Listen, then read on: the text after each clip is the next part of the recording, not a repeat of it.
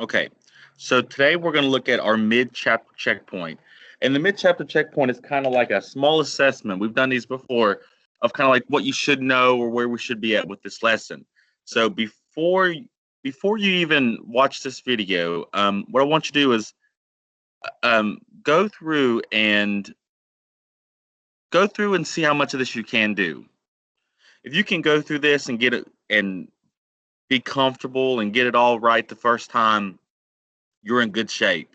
If you're struggling on a few of those, that's fine too. I know this school year hasn't been, quite as thrilling and, as it should be or engaging, but with stuff going on, we understand.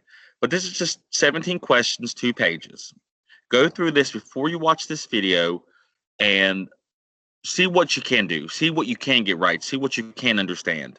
And then when you watch this video through and circle the ones you may have got wrong, circle the ones you may have got wrong or put a note beside it saying, oh, okay, I had trouble with this one, or hey, I got this one wrong. What did I do wrong? Go through these, go through it by yourself first, and then walk back through this with me before anything. Before the day's over and see what you can get right, what you can get wrong, because I'm going to walk through this. So if you've already gone through this, that's great. So these are the answers, and this is what it should look like. So we have 3 vocabulary words. Where's my pen at? See if it's working. Oh, it's not plugged in. Okay. So these are the vocabulary words, and these vocabulary words you guys can find at the front of your book. There we go. So we have commutative property of multiplication, distributive property, and multiple. We know the commutative property already. All right.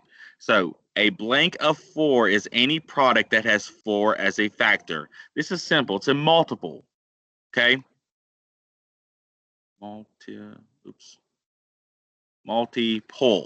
That's saying that a multiple of 4 has a factor as 4, which means 4, 8, 12, 16. Okay. If we skip count 4, 4 times 2 equals 8. 4 times 3 equals 12. It has 4 as a factor. It can have 4 as a factor. And 3 times 8 is the same as 3 times 6 plus 3 times 2. 6 and 2 make 8. They're given the 3 to the 6. They're given the 3 to the 2. So they broke 8 up to 6 and 2, and they gave the 3 to it. That's distributive property, okay? Distributive property. That's saying that we're going to give this 3 to the 8, but we broke the 8 up. So we got to give the 3 to the 6 and then add the 3 to the 2. Or the 6 and 2 make it 8, but we got to give the 3 to the 6 and to the 2 and then add those together. Okay. Write one way to break this part up. So we got to do a break apart. So we have 1, 2, 3, 4, 5 across, or 5 down, and 1, 2, 3, 4, 5, 6, 7 across. Now this is what I would have done. Our 5 is easy to multiply, so I would have made 5 times 7. I would have broken it apart to this. Now we have 5 and 2. So 5 times 7 is the same as 5 times 5 plus 2. Okay? I broke 7 to 5 and 2. Now I got to give my 5 to this 5 and this 5 to this 2. So now I have 5 times 5. And we're going to add it with 5 times 2. 5 times 5 is 25. 25 times 2 is 10. 25 plus 10 make 35.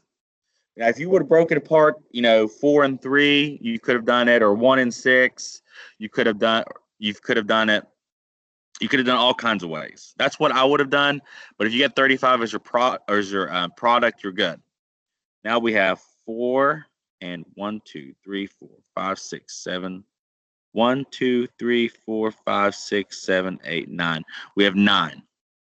And we could break this 9 up, or you could break this 4 up. It doesn't matter which one you break up, but I'm going to break this 4 up because I can make it one total problem. So now this 4 is actually 2 and 2. So now I have 9 times 2 plus 2. Okay? Or initially it was this. Let me show it was 9 times 4, or 4 times 9. And we broke it into 2 plus 2 times 9.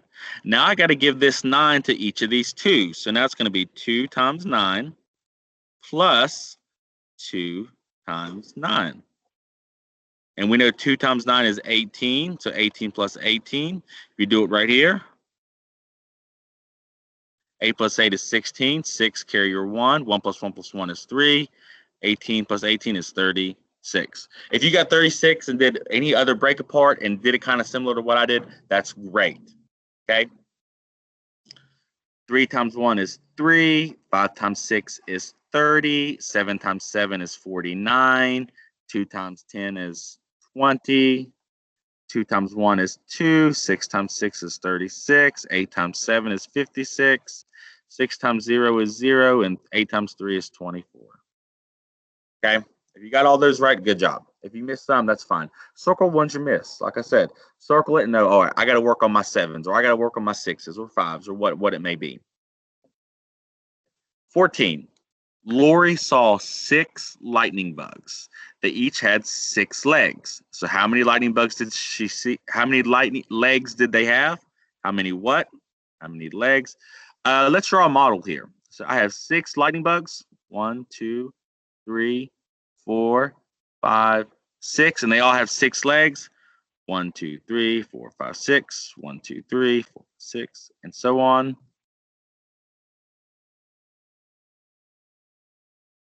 And if you did it another way, that's fine. If you did an array, 6 over, 6 across, if you did skip count, that's fine.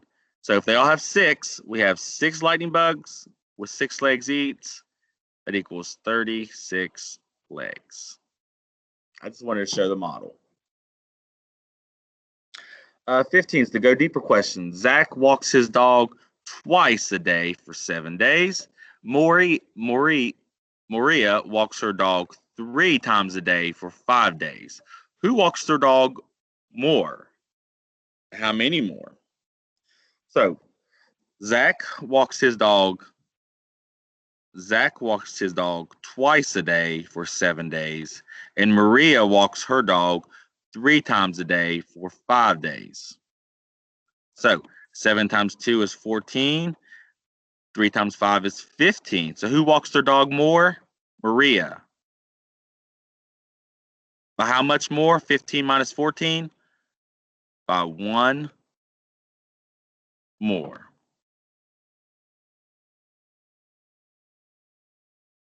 Okay? 16.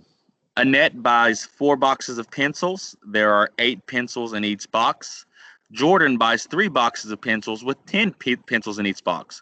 Who buys more pencils and how many more? So, A for Annette. Annette buys 4 boxes with 8 in each.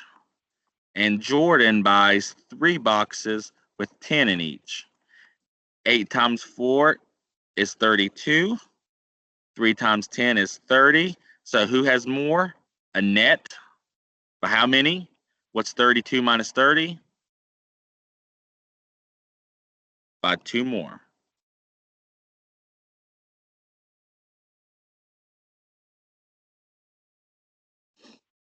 And our last question.